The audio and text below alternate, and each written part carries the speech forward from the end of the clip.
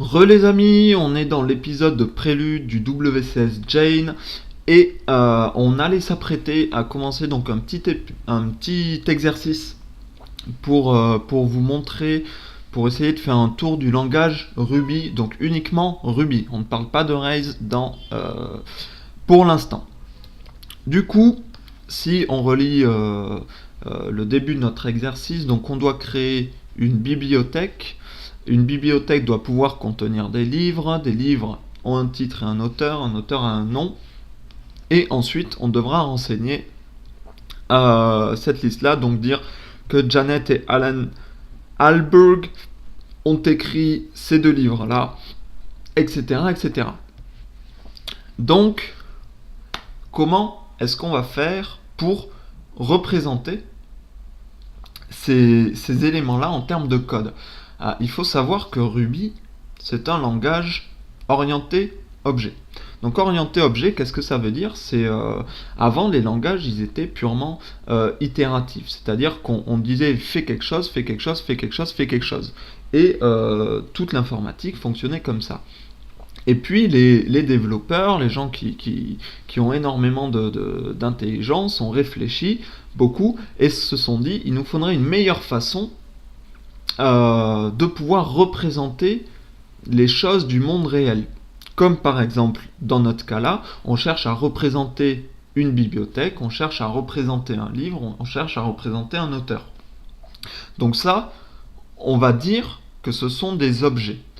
Et donc, ces objets-là, on va dire une bibliothèque par exemple, on va pouvoir la ranger dans une case bibliothèque. Donc toutes les bibliothèques différentes, que ça soit la bibliothèque de Paris, la bibliothèque de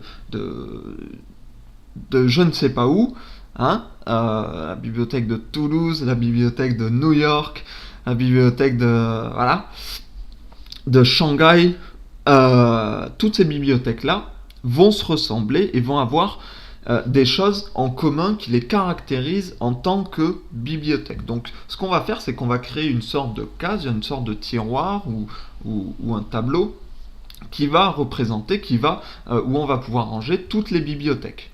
Maintenant, il va falloir décider qu'est-ce qui fait que deux bibliothèques sont des bibliothèques. On va définir pour ça une série d'attributs et une série de comportements. Donc les attributs, si on prend un autre exemple que les bibliothèques, si on prend par exemple les oiseaux, donc disons qu'on veuille catégoriser en termes de code, encore une fois, tous les oiseaux, on va leur donner une série d'attributs. Donc on va dire un oiseau, il a un bec, il a des ailes et il est d'une certaine couleur. Ces trois choses-là, c'est ce qu'on va appeler des attributs. Donc en termes de code, on va soit les appeler attributs, soit on va appeler ça des variables d'instance. Donc ça, ces trois attributs-là, la couleur, les ailes et le bec, c'est quelque chose qu'on va retrouver chez tous les oiseaux. Par contre, un oiseau en particulier n'aura pas le même bec qu'un second oiseau. Ça, c'est ce qu'on va mettre en tant que valeur de l'attribut. On va dire, un oiseau a un bec, mais par contre, cet oiseau-là, précisément, il a un bec long, arrondi, etc. Un autre oiseau, ils ont tous une couleur, mais celui-là, il est rouge, celui-là, il est noir, celui-là, il est jaune.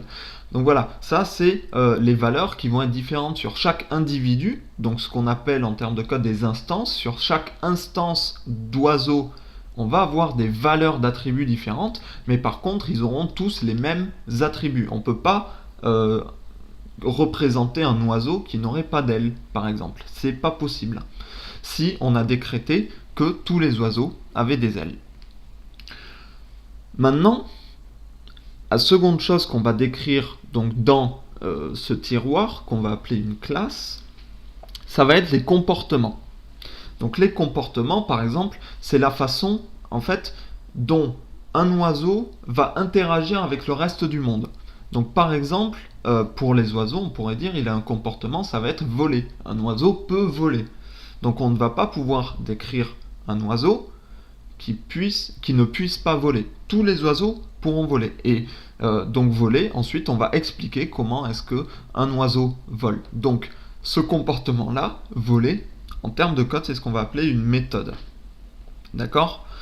Et à l'intérieur, on va se servir donc des attributs spécifiques de chaque oiseau pour décrire comment est-ce que chaque oiseau doit pouvoir voler.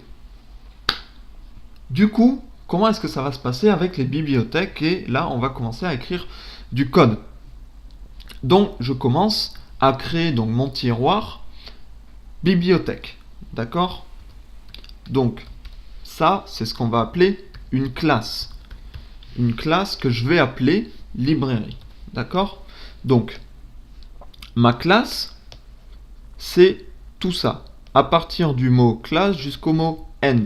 Le librairie ici, c'est le nom que je donne à ma classe pour pouvoir l'identifier plus tard dans le reste de mon code.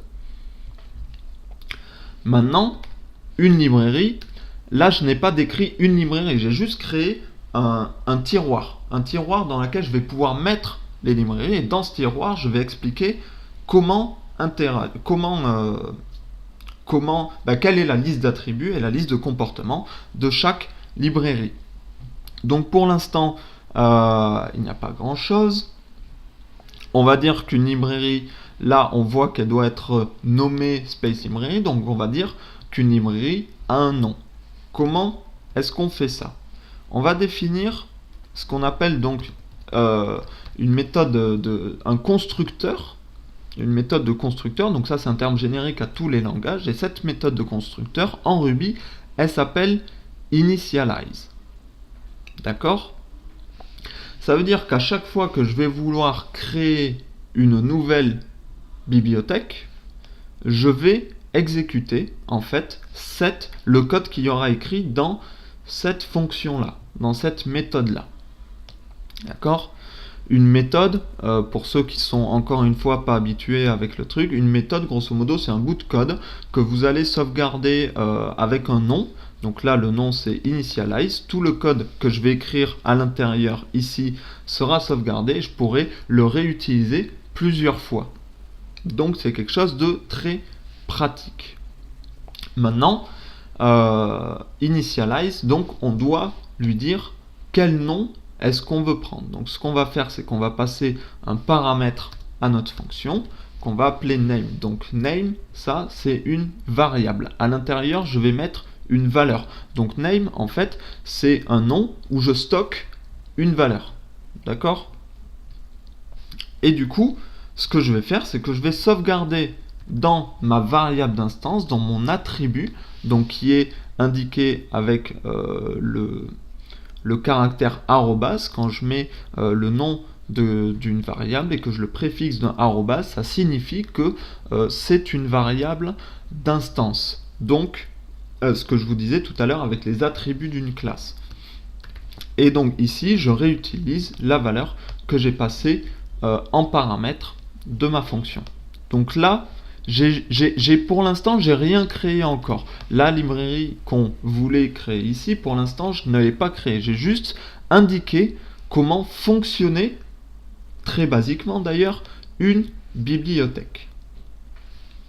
Pour créer une bibliothèque, c'est simple, je vais dire library.new, donc library ici, ça fait référence au nom de ma classe, je dis que je veux faire une nouvelle bibliothèque, et donc quand je fais le point .new, je vais appeler cette méthode-là initialize qui est mon constructeur, et entre parenthèses, je vais passer les valeurs que je veux utiliser pour mes arguments. Donc là, la première valeur que je vais mettre, elle va se retrouver à l'intérieur de name. D'accord? Donc ici, quand je fais hop, space library, d'accord? D'ailleurs, on va mettre un petit espace, il n'y a pas de raison. Ici, entre les doubles cotes, j'ai déclaré une chaîne de caractères, donc c'est un texte, d'accord? Si je ne mets pas les doubles cotes, il va croire que c'est des noms de variables ou des choses, il ne va pas savoir comment faire. Donc quand vous voulez déclarer un texte en code, il faut mettre un double cote. Cette valeur-là va se retrouver à l'intérieur de name, et le new donc va appeler la méthode initialize, et donc ici je vais sauvegarder en variable d'instance le nom space library. Donc ça va me créer un nouvel objet. Ce nouvel objet, et comme j'ai envie de le réutiliser un petit peu plus tard, je vais le sauvegarder dans une variable. Une variable pour mieux m'en souvenir, je vais la nommer directement Space Library, d'accord? Et donc, la nouvelle bibliothèque qui a été créée grâce à cette instruction-là va se retrouver à l'intérieur de Space Library, va se retrouver à l'intérieur de cette variable et je pourrai du coup la réutiliser plus tard dans mon code. Du coup là, je viens effectivement de créer une bibliothèque. Comment est-ce que je valide que ce bout de code là fonctionne? Je peux l'exécuter. Donc soit là j'utilise TextMate. Donc soit vous avez un raccourci, c'est commande R qui vous permet d'exécuter, soit vous allez dans votre console, vous vous placez dans votre bon dossier, vous faites Ruby, le nom de votre fichier, donc que j'ai appelé moi myfirstclass.rb et j'envoie. Donc là il ne s'est rien, enfin on a l'impression qu'il ne s'est rien passé. En fait ça a exécuté, j'ai exécuté mon fichier, mais sauf que mon fichier n'affiche rien à l'écran. Donc c'est normal qu'il n'y ait aucune information qui soit affichée. D'accord ? Très rapidement, on va créer la classe livre, puisqu'on voit qu'une librairie doit contenir des livres. Donc j'ai envie également d'avoir un tiroir livre qui va me décrire comment fonctionne un livre. Donc je vais très rapidement créer la classe livre et ensuite on verra, et la classe auteur probablement, et donc on voit qu'un livre a un titre, un auteur a un nom, donc ça va se passer à peu près de la même façon que ce qu'on a fait pour une bibliothèque. Du coup, hop, on va même presque copier-coller tout ça. Voilà. Hop, classe author, tac, end, et ici, donc c'est pas name, c'est title. Ok. Donc là, on est plutôt bien. On a créé nos 3 classes, d'accord? Et maintenant, on va vouloir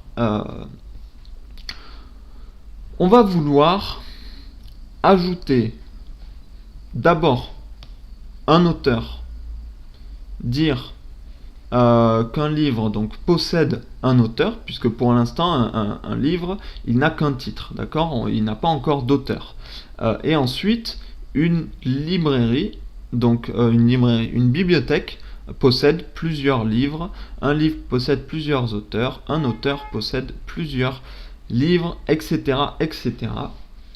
C'est extrêmement complexe et compliqué, et on va voir tout ça, on va faire juste une petite pause et on va voir tout ça après la pause.